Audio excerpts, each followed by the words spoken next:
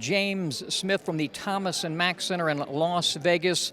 Tonight, Timothy Bradley successfully defended his WBO welterweight championship, taking Brandon Rios to school, old school that is, under his new trainer Teddy Atlas. He totally dominated the fight. I had him winning every round, rounds 1 through 8, and then in round number 9, he took it to the body of Rios and stopped him. After the fight, we spoke to Bradley and his new trainer, Teddy Atlas. Tim, grade your performance with me. I thought you did an excellent job of the inside stuff. A little different in some points on the inside. Yeah, a lot different techniques. Getting my head in the right position, throwing the right punches at the right time, in the right position. Something that Teddy we've been working on in the gym. It was different. I wanted to beat Brandon in every aspect of the ring. I moved my feet, but I didn't want to run around the ring. A lot of good angles. Yeah, angles. That's what we brought. That's what Teddy brought into this, angles, and sweet science. And I used my head a little bit tonight. Thinking in there, being a thinking fighter, using my jab and stepping around and finding angles, and I attacked him to that body. I said early in the fight, I said Bob Fitzsimmons to one of the younger reporters. He didn't know who that was. He was the guy who invented, the solar plexus punch, and that worked. Yeah, it worked very well. It worked early too. I actually snuck a little short body shot in the first couple of rounds. He felt it, and I saw him go and kind of crouch down. But then I was like, okay. He softened the gut. I was like, I'm gonna wait. I'm gonna try to get as many as I can from the outside, but I'm gonna go back to that middle when I get that opportunity, when he weakens a little bit more. Angles was a big part of the camp, but it's not just a word. You can't just say, "Oh, give him angles," and okay. What, get out a triangle and start drawing angles? It's more to it. I mean, it's teaching and incorporating that teaching and doing it and showing it and working on it every day in the gym and on the floor, and then taking it from the floor and incorporating it into sparring. And working on it and understanding what goes behind those angles, behind the words, what the actual, doing of it is. And where's the angle? Is it here? Is it there? Where it's got to be behind the guy. It's got to be outside his shoulder. If it's over here, the guy can still catch you. So, and you got to be calm enough to do it.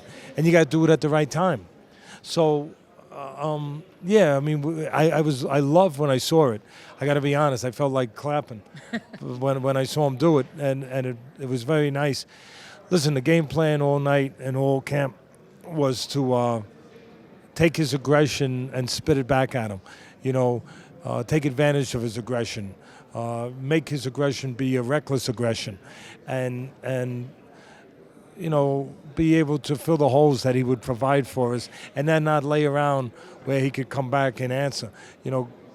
There was the meats and potatoes. I told him every day was either we're catching him coming in, or we're making him miss first and then countering, and then we're off to the side, and we're moving to the side around him. He doesn't have the fastest feet, being Rios. Let's take advantage of that. Let's take advantage of him not having fast feet by using our feet, and let's not cooperate with him. Let's take it to the sides after we catch him. And, the mantra was keep him behind us. Keep him one step late all night long. How important mentally is the implementation of Teddy to your game plan? Obviously, we saw some stuff physically and stylistically, but mentally it seems like there's a camaraderie there. The old school maybe is the best school. The old school is definitely the best school. Teddy definitely works me mentally. He keeps me focused all the way through. He wants high intensity, high focus all the way through, one round at a time, 36 minutes. I drifted a couple of spots in the ring. Teddy got on me about that.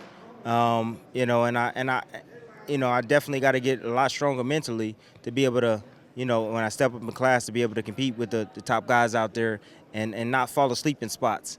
Listen, I can't do it without a great pupil. And there's really 3 things that are involved. First of all, you got to be able to teach, and I guess I could teach a little bit, but to the real thing to do it is then you have to have someone who's cooperative, the student who's cooperative, who wants to learn. I mean, to credit to him. I mean, after all the success that he's had, to put his ego on the side and say, yeah, I could still learn more things and new things, that takes a special person. That takes a willing person, an honest person, to be able to take that attitude and say, I still can learn things and want to learn and be eager. Then you need an intelligent student. I think he's the most intelligent fighter I've ever worked with. And he has to be able to understand and grasp, why I'm showing him these things, how they work and what's behind it. And he was able to understand that. And then to be able to be the athlete, to incorporate it, to be athletic enough to take it, to understand it, and then actually put it within the mix of what he does. I mean, and then finally, the last element you need is you need trust. And that means you need a good human being like Timothy who trusts you. And that's where the pressure comes for all of us, but for me, that you get someone to trust you, to buy in. You better not freaking be wrong. Yeah. You better not be wrong. You better not betray that trust and fail them. And as a trainer, you feel that every day. And it's tough. It's tough. It makes me hesitate whether or not I want to continue doing this. Well, he wants you. Want you to. I know, and I want to because of the person he is, and because of the success at the end of it, like this, that you can feel this way. This is what the payoff is. But to get to this, it can be difficult. What do you want next?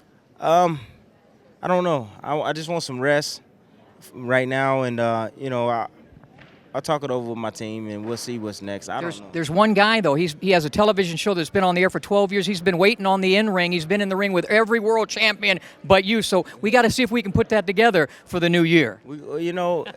Yeah, we definitely have to do that. I would appreciate that, and I know you would too. So, yeah, definitely. Happy New Year. Thank you. Oh, yeah. Thank you very much. Appreciate it.